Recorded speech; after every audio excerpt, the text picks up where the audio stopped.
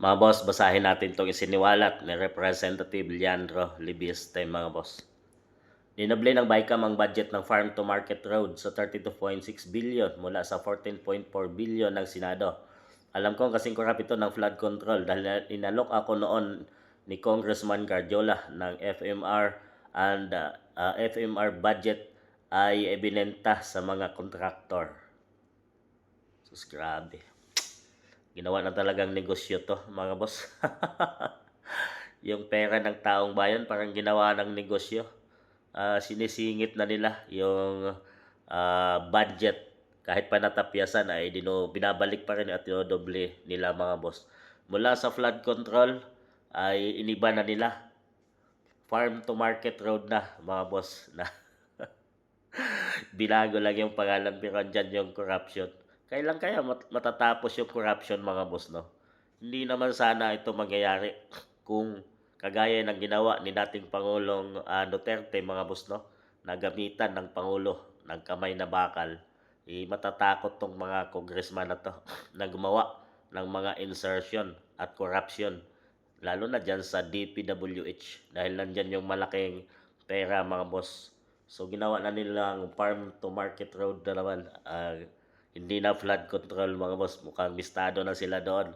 So, pero pa rin corruption, pero sa ibang pangalan pa lang.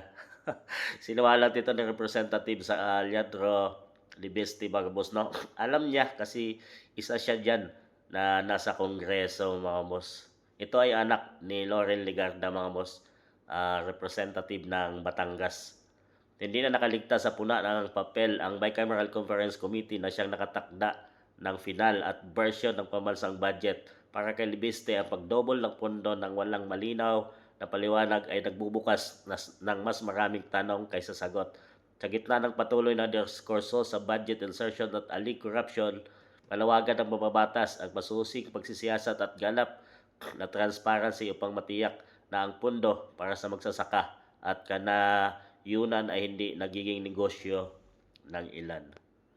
So tama, mga boss, parang ginawa ng negosyo ito ng mga budget para sa DPWH na sila ipampagawa ng mga kalsada, mga flood controls. Sana kung nagamit to sa tama, mga boss, mayroon tayo magandang pamumuhay at hindi tayo binabaha, hindi tayo nahirapan sa mga traffic dyan sa ating bansang Pilipinas. Kaso, parang ginagawa na nga, sabi niya, ginagawa na itong negosyo ng mga iilan tao na walang ibang inisip kundi magpayaman, no, mga boss, no, na galing sa pera ng taong bayan. Sa tingin niyo, mga boss, matatapos pa kaya itong corruption na naganap na sa PBBM administration?